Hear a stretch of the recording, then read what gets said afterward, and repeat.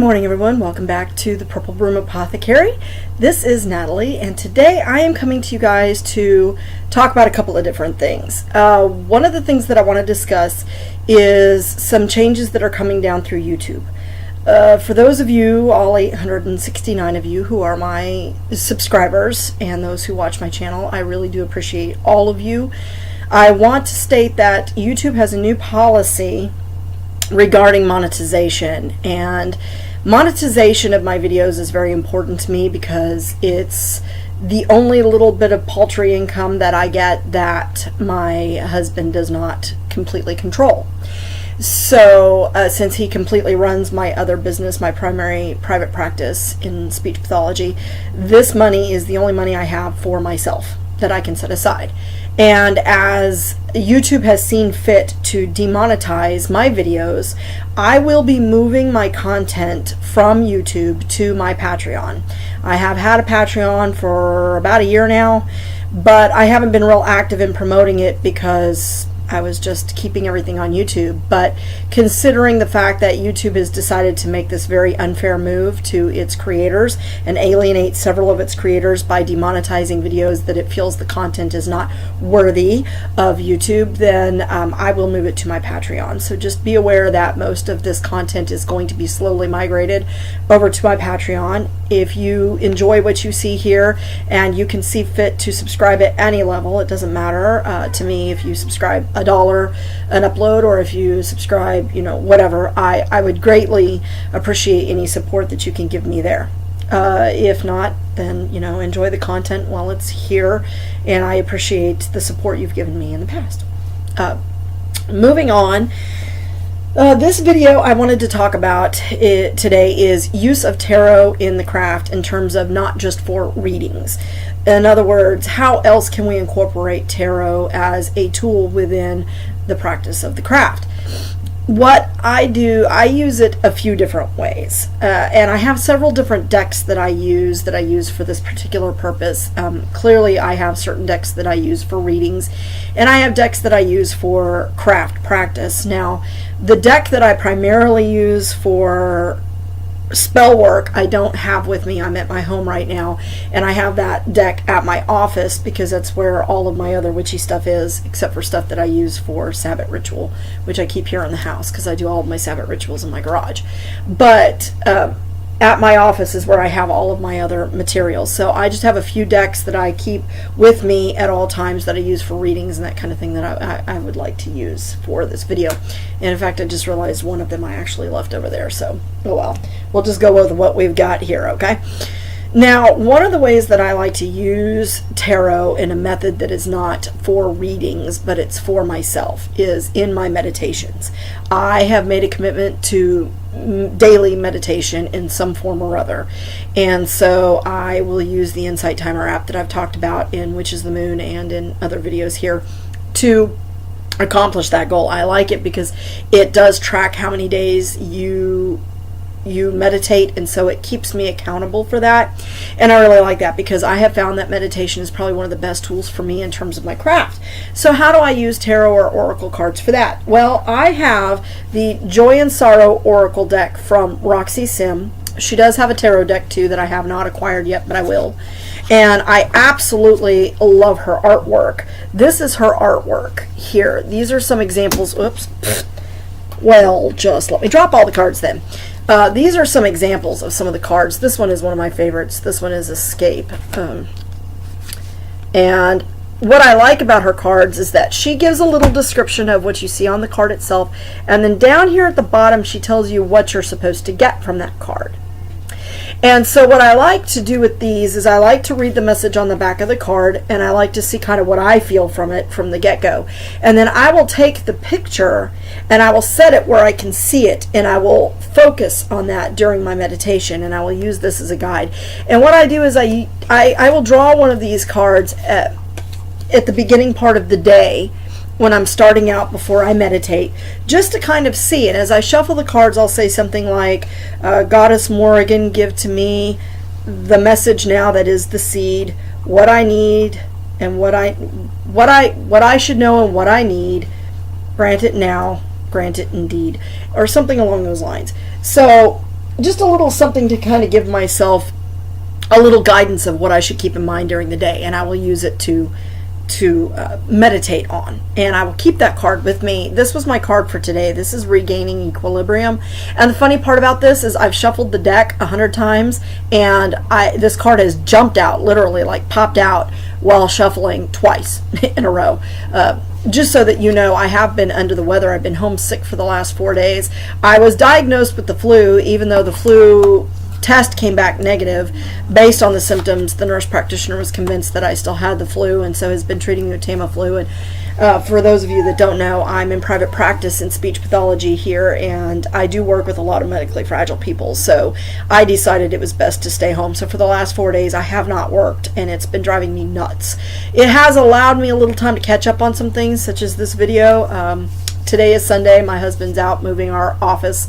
We're relocating our Pilot Point office to another location at this point, and so he's out there moving the furniture with our daughter, and so it gave me the perfect opportunity to come and do a couple of videos for my personal channel and update you guys as to what's going on with YouTube and so on and so forth. So in any case, moving along, that is one of the ways in which I use tarot for something other than just readings. I have used these cards for readings, past, present, future readings for people, and I really like it. I really love her artwork. It's very bright, it's very colorful, it's very uplifting. Even though she calls it the Joy and Sorrow deck, this deck was really designed to heal in sorrow, and since I had been going through a lot of bad stuff and doing some shadow work, this really helped me out. I have loved this deck. So Roxy Sim, check her out. It's roxyartwork.ca.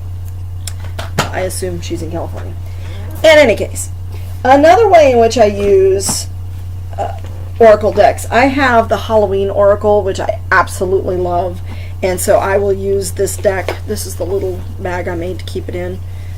I got a sewing machine for Christmas, and usually I sew these bags by hand, but this one was one that I was doing experimentation with. So what I like about these cards is they are also very colorful in terms of, you know, they are very striking in their artwork, and I love them. My card for yesterday was Cauldron, and it was significant for a couple of reasons, but the card is synergy and healing.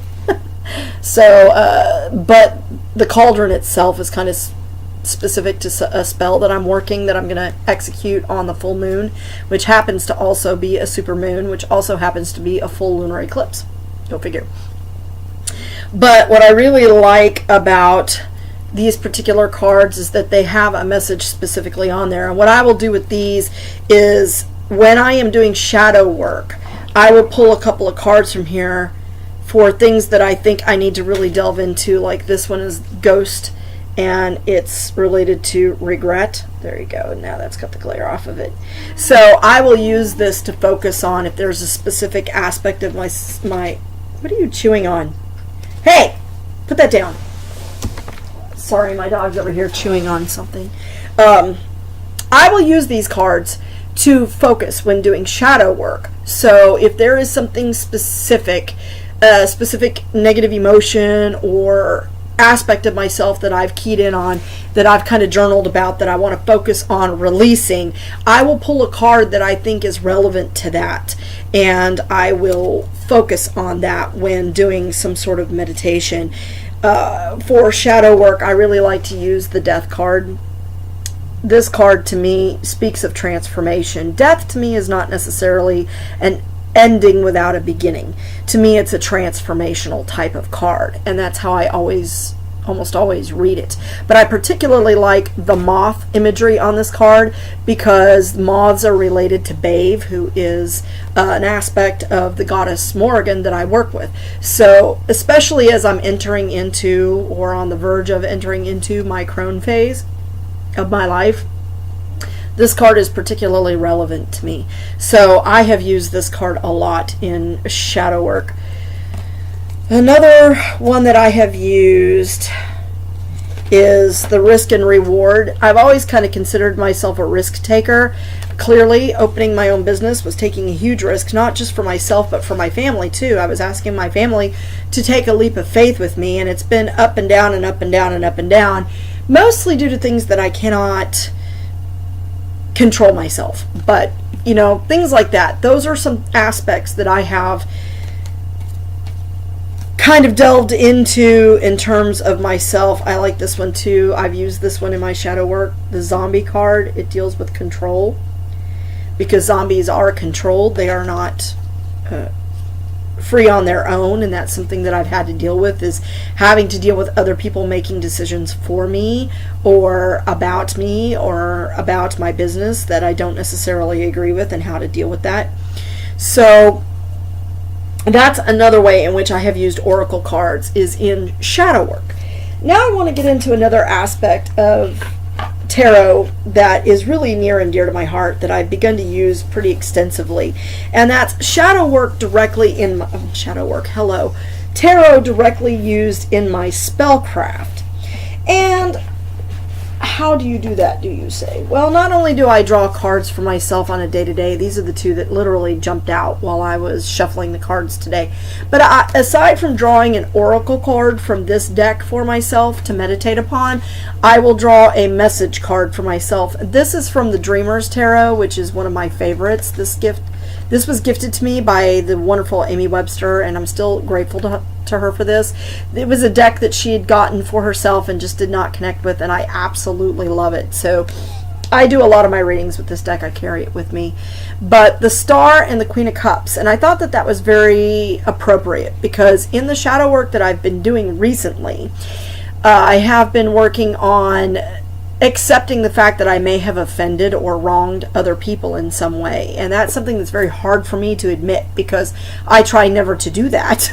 But even in your day-to-day actions, you might do something that offends someone, so sometimes those messages will pop out to you. And what I got out of this was that you need to be able to admit it, in the darkness, in order to see the light and to be guided. You have to admit that sometimes there may be some things that you've done, in terms of you need to right the wrongs and have your "my name is Earl" kind of moments. And so I've been trying to make an effort to do those "my name is Earl" kind of moments to people that I feel I may have offended, or who have flat out told me in the past that I've offended them, or in some way made them uncomfortable or wronged them, or what have you. And come to grips with that and accept that and move on from that. Whether that renews your relationship with this individual or not is unimportant. You need to own up to what you've done and move forward for yourself, if nothing else. So that's just one of those things. Now, SpellCraft. This is a spell that I am working for the new moon. I have an Adam and Eve candle that is on my altar currently that I'm not going to move. I've anointed the candle. I've been working on sigil work with it, and I've been working with it for some time now, because this is a spell that I'm building. But what I like to do is I will pick a tarot card that is meaningful to what I'm working on, and I will copy that card, because I don't want to use up the card. I don't want to ruin my deck. So how do I use the tarot without ruining the deck? This is one of the ways in which I do it. I will make a copy of the card. Now, my original intent was to copy this on cardstock, but then I thought that's kind of silly. I was going to actually recopy them. This particular card is the Lover's card, and it is from the Anima Mundi deck by Megan Weirwidden. And this is the Two of Cups, which is from the Dreamers Tarot, as I mentioned. And I pick the cards based on the messages I get from the card, because oftentimes, and especially from this particular deck, the Lover's card is one that I do not associate necessarily positively. To me, it looks like lovers being separated, or a choice that needs to be made, and it's often considered the choice card. So twos are considered choices also, but to me, the Two of Cups, especially in this deck, relates to a soulmate partnership. It means the coming together of two, and that's how I interpret this card, so I love it. Now, in this deck is, on the back of this, as you're seeing kind of bleeding through, because I've been anointing it with oil, is a sigil that I created for this particular spell work, and so that is what I'm doing. I have written... If you hear my new puppy barking in the background, I apologize. She was naughty and has been put into her crate for a little bit, and she's not wanting to be in the crate, so she's starting to have a little bit of a fit because she can hear my voice. So I apologize. But what I will do is I will take the cards that I feel are relevant to the spell that I am casting, and I will copy them onto cardstock or onto paper. Particularly in this case, I left it on paper because I intend on doing something with this that's going to just kind of be degraded. So, honey, Quiet! I apologize. So what I will do is I will either anoint the card or I will call on the energies of that card. I also have the sigil and some other spell crafting done on this paper, which I'm placing inside of this. Each day I am taking certain oils that are intended for certain things. I have an attraction oil, I have a come to me boy oil, I have a follow me boy oil, sorry, a come to me oil, a Jezebel oil, and some other things. Sometimes I will use different ones with different intentions, and for the last few days I have been tracing over the sigil with these different oils and calling upon those different energies to do that. I have been placing this with the Two of Cups card up, the Lover's card down. I like this Lover's card because to me it doesn't indicate as much of a choice or a separation as the card from this particular deck does, which is why I chose this Lover's card. To me, this shows two people in a dance together, and I really liked that imagery. So to me it was a coming together of two people who may be from far distances, and that's what I'm trying to accomplish with the spell. So I am charging it on the altar with the herbs that I'm going to be using and with the candle that I have anointed, that I have also inscribed with the sigil. So I am using those energies. I'm trying to infuse the energies of these two tarot cards into that spell as it works, and I'm using it as a building. And at the end I will discharge those on the night of the full moon, which will be this coming Wednesday. I will go out when it is at its highest point, which is for us usually about 9 o'clock at night. It's usually in full view, and I will go out and I will discharge the spell at that time, and then I will complete the spell under those remnants and so on and so forth. But in any case, that is one of the ways that I will use tarot. If it is something where I am trying to transform something, I may use the Death card. I may use another card that looks transformational to me.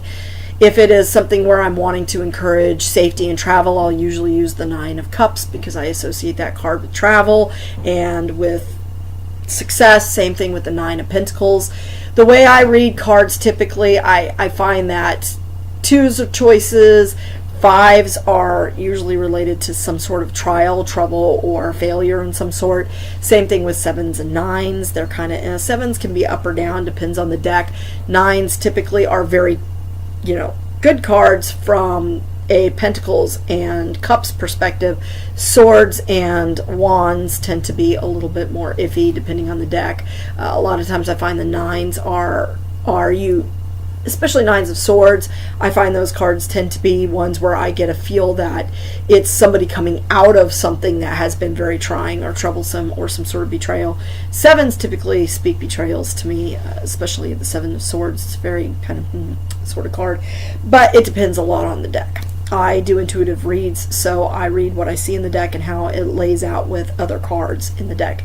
The meanings are very fluid to me. They don't necessarily stay the same, and I don't read them the same way. So in any case, tarot can be a very good tool used in SpellCraft. It can be used in a lot of different ways. You can use this as a dressing on a candle, which I've done. I've used Timothy Roderick's method of copying it onto tissue paper and adhering it to the candle as a candle dressing. I've used it as I'm doing it where it's a charging kind of thing, where I'm infusing the energies of the card into the spell itself and combining it with the sigil, as I've done here, to infuse those energies into the deck and of the deck into the spell that I'm working. You can also use it as a focal point for discharging as an energy or a spell.